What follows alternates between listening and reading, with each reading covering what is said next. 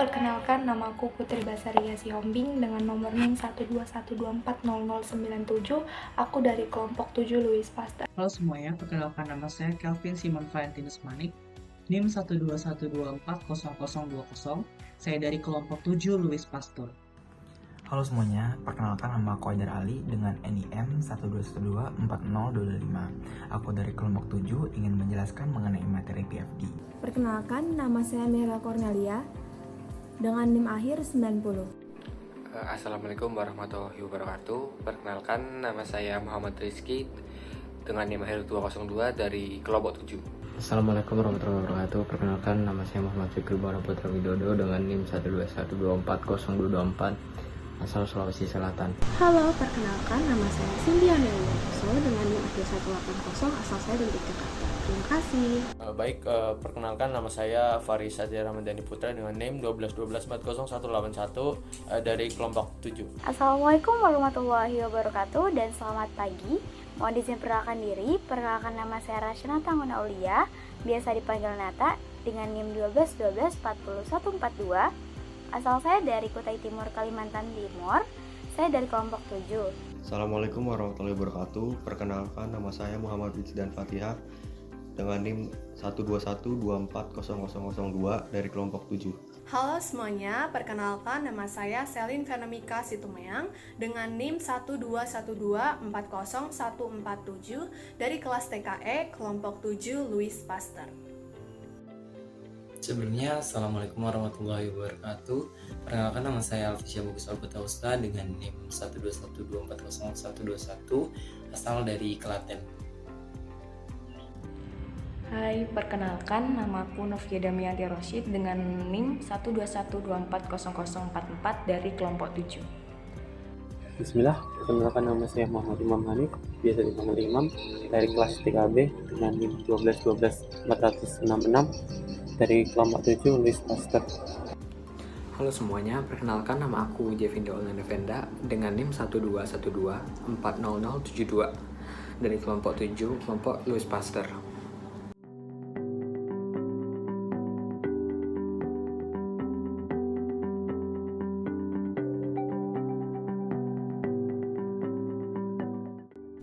Jadi yang pertama itu dimulai dari gudang 1, di mana gudang 1 ini berisi NaOH dan juga natrium sulfat atau Na2SO4 yang fasanya itu padatan. Dan prosesnya ini akan menuju ke mixer 1 melalui konveyor. Dan pada gudang 1 ini menggunakan gudang tertutup karena sifat dari NaOH dan natrium sulfat itu higroskopis, di mana mudah menyerap kelembapan udara.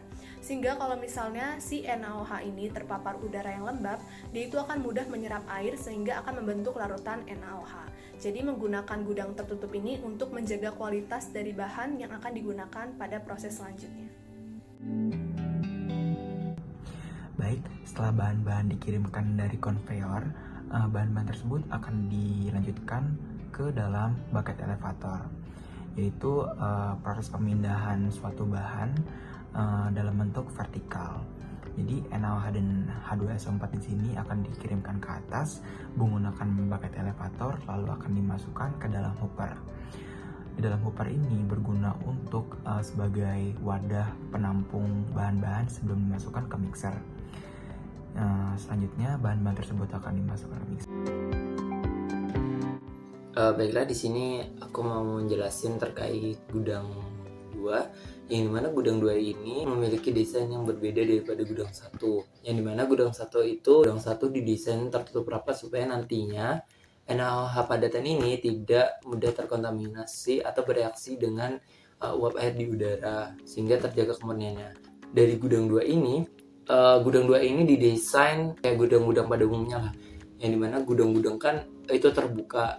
Nah, tapi yang berbeda di sini itu gudang 1 itu kan gudang 2 ini itu lebih besar karena untuk menyimpan bahan baku lebih dari 1, yaitu asam benzoat dan juga H2O. Nah, ukurannya ini dibuat besar karena apa? Karena diharapkan nantinya bahan bakunya itu yang disimpan di sana bisa banyak, karena itu kan 2 bahan baku, otomatis butuh stoknya juga banyak daripada 1 bahan baku saja untuk 1 gudang itu.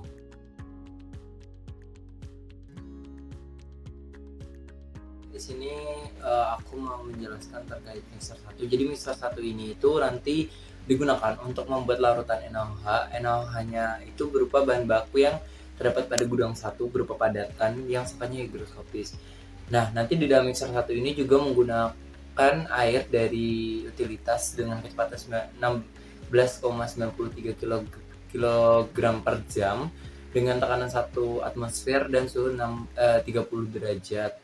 Dan juga menggunakan panas dari steam, yang dimana air dan panas ini digunakan untuk mempercepat proses pelarutan NaOH untuk membentuk menjadi larutan NaOH. Oke, jadi asam benzoat dari dalam gudang 2 itu dipindahkan menggunakan konveyor untuk keluar dari gudang. Lalu menggunakan bucket elevator untuk memasukkan asam benzoat ke dalam mixer. Nah, sebelum masuk ke mixer itu, asam benzoat itu masuk ke dalam hopper terlebih dahulu untuk tempat penampungan sementara asam benzoat dan berguna untuk memasukkan asam benzoat secara teratur agar tidak berlebihan atau tidak kurang. Penggunaan bucket elevator, konveyor, dan hopper ini dikarenakan asam benzoat ini berfasa padat. Nah, mixer 2 di dalam PFD ini berfungsi untuk pencampuran metanol dan asam benzoat, di mana pencampuran asam metanol dan benzoat ini merupakan reaksi eksotermis dan membutuhkan utilitas panas atau uap yang berguna untuk sebagai mempercepat pelarutan asam benzoat dalam metanol. Nah, metanol ini bisa didapatkan dari hasil recycle dari pembuatan asam benzoat dan dari tangki 2 yang berisi metanol. Selanjutnya hasil dari mixer 2 ini adalah metanol, asam benzoat, dan air. Lalu hasil dari mixer 2 ini akan direaksikan di dalam reaktor yang akan dijelaskan oleh rekan saya. Di sini saya menjelaskan arus 4 yaitu tangki 1. Pada tangki ini kita menyimpan bahan H2SO4 yang berfungsi sebagai katalisator dalam proses kimia di reaktor 1. H2SO4 disimpan dalam tangki dengan laju alir sebesar 22,27 kg per jam, terdiri dari H2SO4 sebanyak 21,28 kg per jam dan H2O sebanyak 0,45 kg per jam dengan suhu 30 Celcius dan bertekanan 1 atmosfer. Fungsi utama dari tangki ini adalah untuk menyimpan bahan yang digunakan dalam proses reaksi, memastikan bahan tersebut siap digunakan pada tahap selanjutnya. Di dalam tangki terdapat level indikator yang berfungsi untuk mengukur, memantau level cairan dalam tangki secara real time. Alat ini sangat penting untuk memastikan bahwa volume cairan dalam tangki tetap terkendali dan tidak terjadi kelebihan atau kekurangan cairan yang bisa mengganggu proses selanjutnya. Lalu, dalam desain tangki ini digunakan con-roof tank, yaitu tangki atap berbentuk kerucut. Desain ini berfungsi penting untuk bahan-bahan yang bersifat tidak mudah menguap dan bertekanan tinggi seperti H2SO4. Atap kerucut membantu menjaga tekanan dalam tangki tetap stabil, serta mencegah penumpukan uap yang berbahaya. Selain itu, desain con-roof tank juga memudahkan pengelolaan tekanan agar tetap aman dan efisien. Sebelum cairan masuk ke dalam tangki, bahan akan dipompa menggunakan pompa yang dikotaki. Pompa ini berfungsi untuk meningkatkan tekanan dan mengontrol cairan menuju tangki.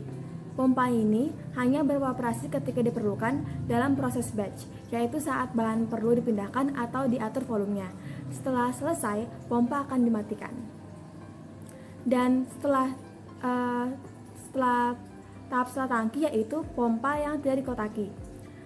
Bahan masuk ke pompa yang dikotaki ini diteruskan melalui pompa yang berfungsi untuk mengalirkan bahan secara terus-menerus ke tahap selanjutnya. Dalam proses tanpa harus dimatikan atau dihentikan.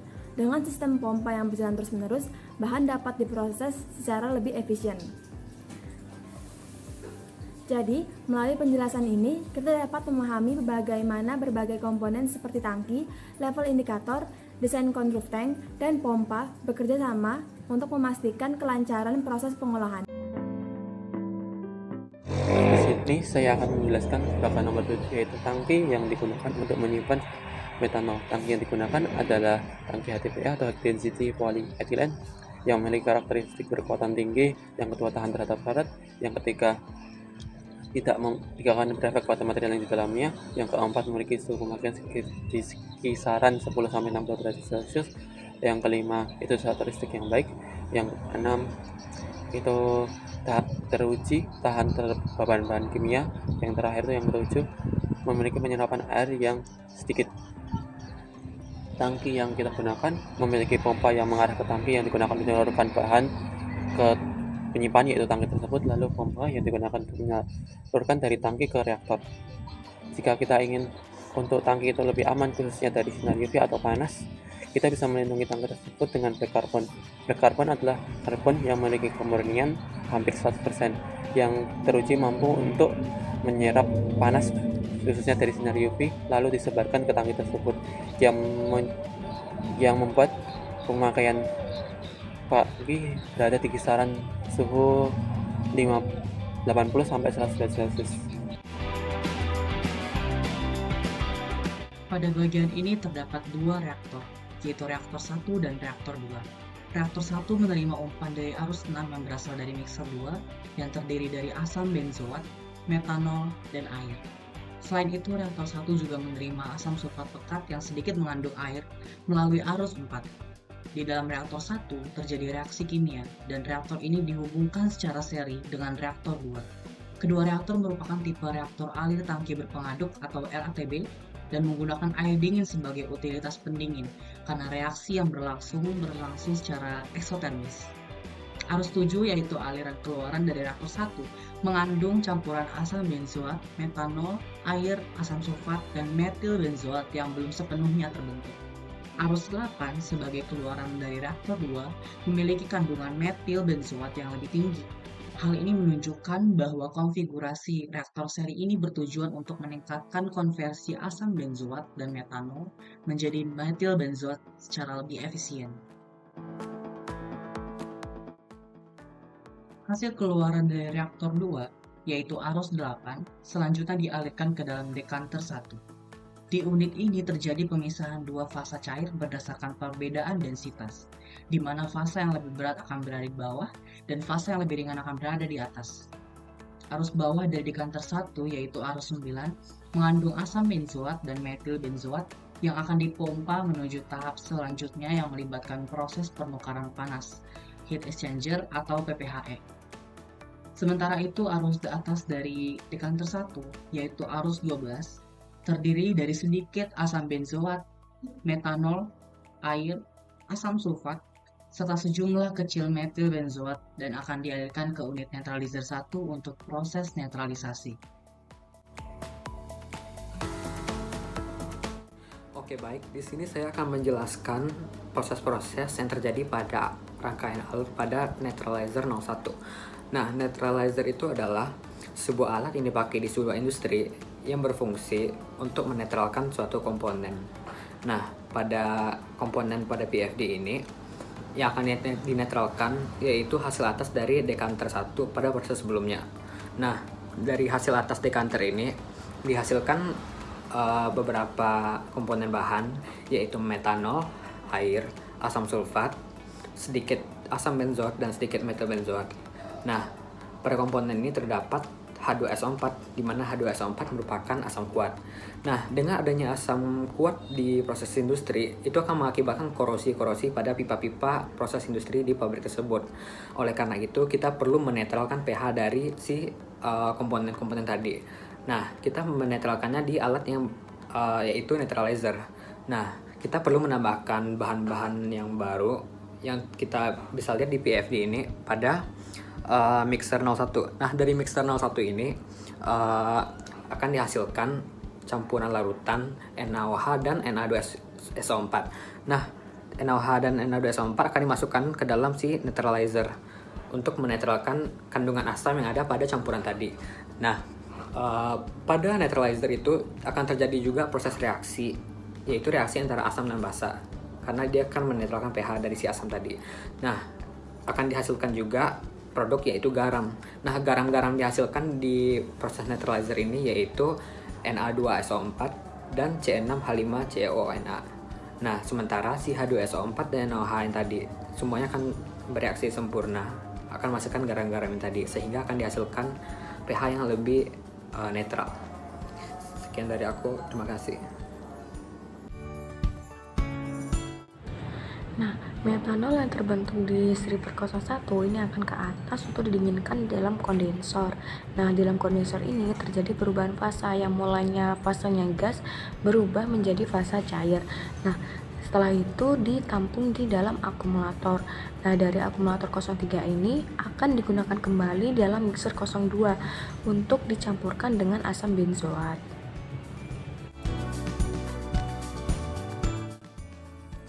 Setelah melalui proses pemisahan di dekanter 1, hasil bawahnya yaitu arus 9 dialirkan menuju PPHE 1 untuk tahap pemanasan awal.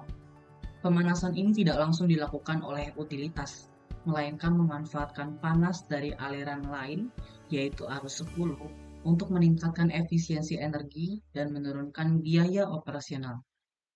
Setelah dari PPHE 1, arus 9 kemudian diteruskan ke PPHE 2 untuk pemanasan lanjutan.